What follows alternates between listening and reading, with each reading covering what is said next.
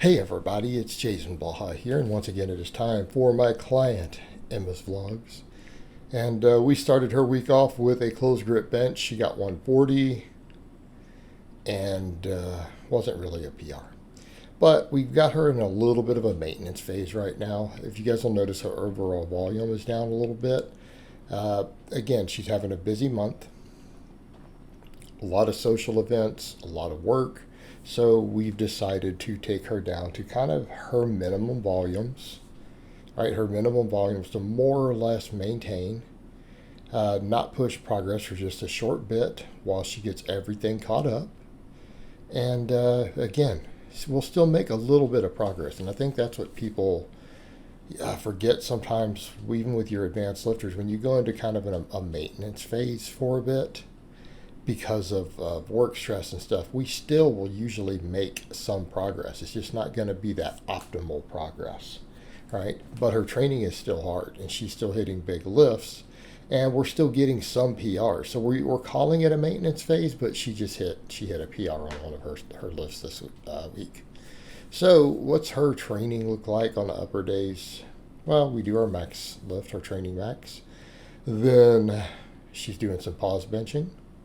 We do pull-ups, right? We do pull-ups, and then she does tricep extensions. Now, I'm going to push her triceps starting next week. I'm going to push her triceps harder. Even though we're in a maintenance phase, I feel like, again, triceps are starting to hold her back a little bit on some of her pressing, and so we talked about it. We're going to bring up those arms.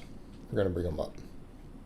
So I'm going to do a lot more band work, which you guys know I like to do for tricep specialization. Going to do a little more closed grip work for her because that was wider grip on that pause work. Now, we got a PR here. This was a 10-pound PR. Safety squat bar box squat. Now, that's a hard lift. She got 220 on it. Her getting 220 on that tells me if we test her back squat, we'll probably have a PR in there. So afterwards, right now, again, just because our volumes are down a little bit and she's got a little bit more limited time for the weight room, we went over to just safety bar squats, right? She does these nice and deep. We do some 10s on them at 50%, right? The same way I do a lot of my 5-3-1 people. It looks almost like I'm boring but big, but with a safety bar. Again, easy on her shoulders, easy to get set up. We just come in and knock it out, giving her that lower body development we want. Now, sorry guys, I'm yawning here. Her and Louie will hopefully be getting a belt squat, and when they do, we'll do a lot of lower body work there. Belt squat is amazing. And I like certain machines, and people are kind of surprised with that. For a lot of my lifters, especially my conjugate people, we don't do a lot of back squatting. We do it for our heavy work. That's all I do it on. Then I do speed boxes, but it's all machine.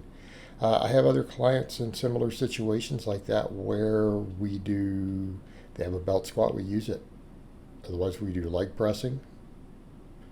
Right? We do leg presses, we do hack squats. I don't mind machine work for legs for our hypertrophy because a lot of my conjugate people, I want to push tons and tons and tons of volume. We need to be able to recover from it. But I think what people forget with these things, it still doesn't look like bodybuilding because we always do max work or speed work first. We never come in and do a bunch of sets of 10 and call it a workout. I don't program that way. Okay, we don't program just nothing but sets across, other than some of my rank novices. So what's her speed bench day looks like? Speed bench against bands, we rotate grips. She does pull-ups. She does dumbbell chest presses. Again, I like to get a different press in on this day. If possible, we like to get a completely different press. I like to get stuff like this. We want to work whatever kind of the weaker links are. A lot of times if we're going to do extra chest type stuff, I like it on speed bench day, whether it's a dumbbell, McDonald bar, some floor pressing. I have her do some upright rows on this day because, again, we do want to get the shoulders in. Extra shoulder work, at least once a week. Again, when we were shoulder specializing, we were doing a lot of delt work twice a week when she wanted to work on shoulders more. But we don't lose that. And that's what people forget. You can run those phases where we specialize in a muscle, and if you build the hypertrophy, what happens? It stays. You can come in and do 5 sets of stuff for it once a week and keep it. And you might even make further gains. Okay, so it's not, when we specialize in something like that, we don't have to sustain those ultra high volumes for that body part indefinitely. Speed lower. Safety bar boxes against bands, right?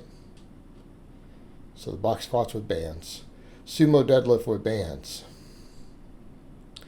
All right, on this day we worked more posterior chain because what? We did the squats on max effort day. So again, since we have limited volume for her and we don't want to beat her up, it's one big supplemental lift, right? One big supplemental lift. Now, she didn't get any reverse hyper footage in this week, so it means the video is going to be a little short unless we go back and put that bench in again at the end, which I'm going to do, and I'm going to talk about that in a minute. But she does the reverse hypers. They're still there. We just didn't get footage this week. I need the footage, Emma. Killing me. So we do the cambered bar, good mornings. Now, some people say, why not the safety bar is often for her? Well, simply put, it's more posterior chain. The safety bar it works more upper back. That bar works more posterior chain. They both work both. But she does all this safety bar work already through the week. We always do her boxes with the safety bar because it's easier on her shoulders. So if we're doing that all the time, we're getting that in. We really are. And I would much rather work that posterior chain harder, because that's kind of what we get for the posterior chain is our good mornings, or if she's doing RDLs, which we do for phases, and then that reverse hyper. And we live on that reverse hyper.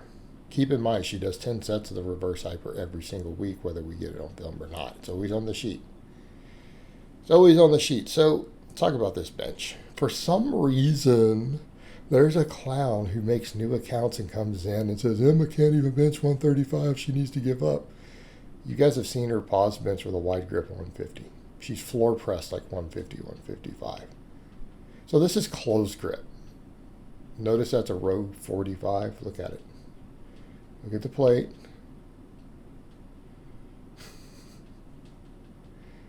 All right, or whatever. She's got